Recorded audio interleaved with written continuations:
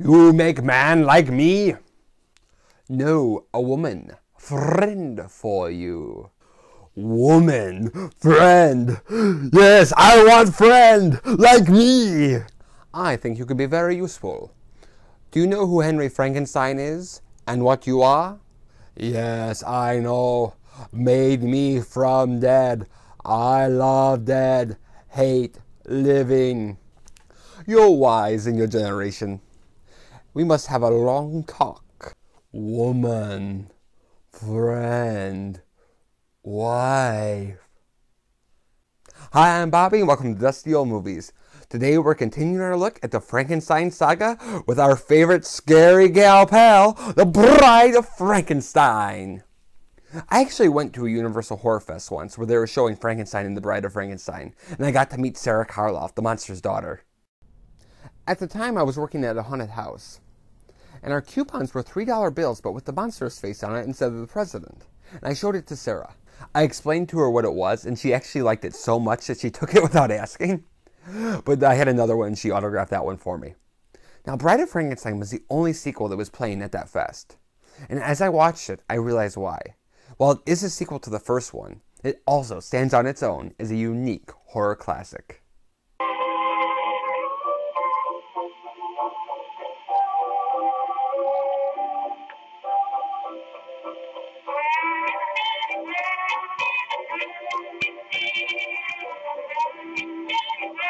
Universal president Carl Laemmle Jr. had pushed Frankenstein into production because he loved horror stories.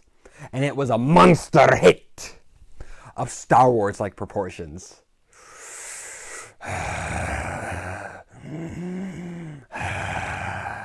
Luke, I am your monster. And its success was largely due to James Whale's direction and Boris Karloff's portrayal of the monster. Horror was now in, baby, at Universal and at the other studios too. And Boris Karloff was now Karloff the Uncanny, the main spooky star on the lot. With all this success, Junior Laemmle wanted a sequel to Frankenstein, and because he respected his talent, he wanted James Whale back as director. James Whale tried to avoid this like the plague. He felt they had wrung it dry, and he even tried to worm out of it by making the Invisible Man instead. However, because he didn't want to do it, he was able to play creative hardball with the studio and gain complete creative control on the film. And his personal imprint is on everything from the script to the casting to the set design.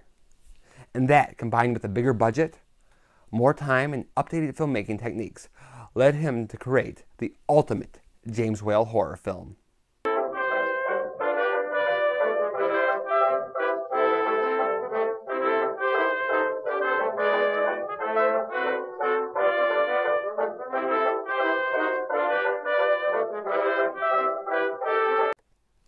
Taking place immediately after the first one ends, the monster survives and escapes the burning windmill.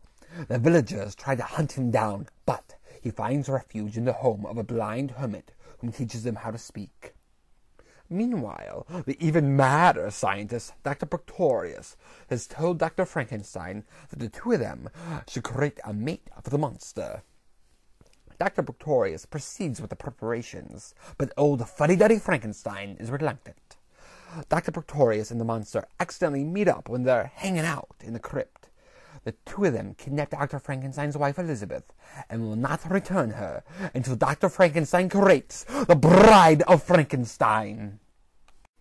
The movie adapts certain ideas from the later parts of Mary Shelley's novel Frankenstein, so that the story seems like a natural progression of the first one.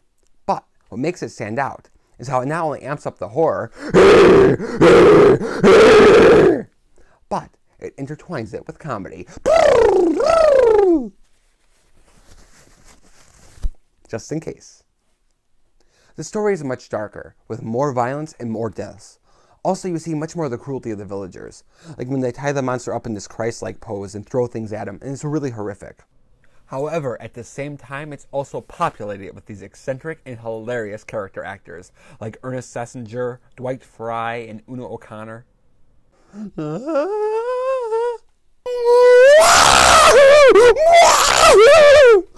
As opposed to having standard comic relief scenes, the dark and campy humor in The Bride is integrated into the plot and into the horror.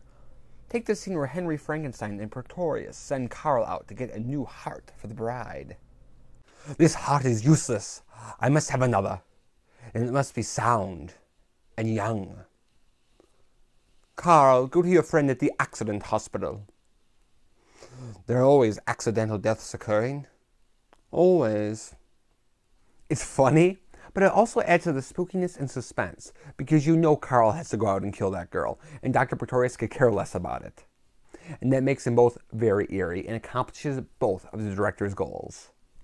This innovative blend of horror and comedy is part of what makes this movie so entertaining, as do the fascinatingly frightful characters. This is bread. Good. This is wine. To drink. Drink. Good. Good. Friend. Good. Friend. Boris Karloff is once again incredible as the monster, both as a physical threat and as the heart of the movie. And this time he's even more emotionally compelling because he grows as a character. He starts out very animal-like, just trying to survive. He's attacking villagers, villagers are attacking him. It's a vicious cycle. And then he meets a blind man. He learns not only how to speak, but about friendship and love. And then when that's taken away from him, he learns hate and demands love again. To visually demonstrate this change, makeup artist Jack Pierce incorporated damage from the burning windmill into the makeup. And as it healed, the monster was growing as a character. Also, Boris seemed to be eating a little more Frankenberry these days, and had a fuller face, and looked less corpse-like and more human.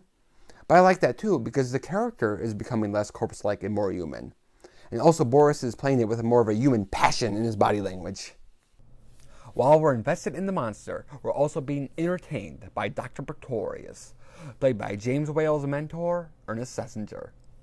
Dr. Pretorius is an old professor of Dr. Frankenstein's, who creates life by growing little people in bottles. He's sinister, manipulative, and like Schlesinger himself and Whale, extremely sardonic and as openly gay as you could be in 1935. He even has this wonderful double entendre when talking to Dr. Frankenstein about his creations. Normal size has been my difficulty. You did achieve size. I need to work that out with you. You naughty mad scientist, you. He's really funny, but he's also really creepy in the way he just relishes the macabre. And he also has some of the best lines in the movie. Before we begin, I'd like to drink to our new partnership. Do you like gin? It is my only weakness. To a new world of gods and monsters. Karloff and Schlesinger steal the show. But towards the end, another character becomes the eye-catcher. Elsa Lanchester as the Bride of Frankenstein. Jack Pierce gave her an incredible look. And Elsa has this half-human, half-robot-like body language. And this incredible hiss that she actually modeled after the way swans hiss. Congratulations, you're now a scary animal. Although she's only in it at the end, she adds enormously to the conclusion and makes this character an icon. Making these characters even more interesting is the incredible music of the film. The original Frankenstein didn't have any background music, as was the common practice for 1931. But for The Bride, one of the greatest film composers of all time did the score, Franz Waxman. His music perfectly matches and enhances the spooky, horrific, and weird tone of the film. He also creates specific theme music for several of the characters. For example, the Bride's theme goes like da da da, da da da.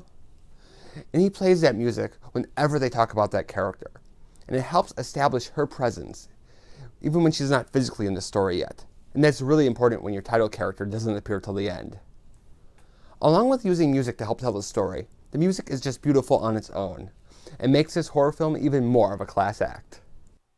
Although successful, The Bride of Frankenstein didn't make as much money as the first one. However, today it is often regarded as not only surpassing the original, but as the crown jewel of the first cycle of Universal horror films. While The Bride of Frankenstein does have a different feel from the original, it's just as touching, and in a lot of ways, it's more entertaining. And I give this movie 4 gay mad scientists out of 4. Thank you for watching Dusty Old Movies, and have a frightfully fabulous day.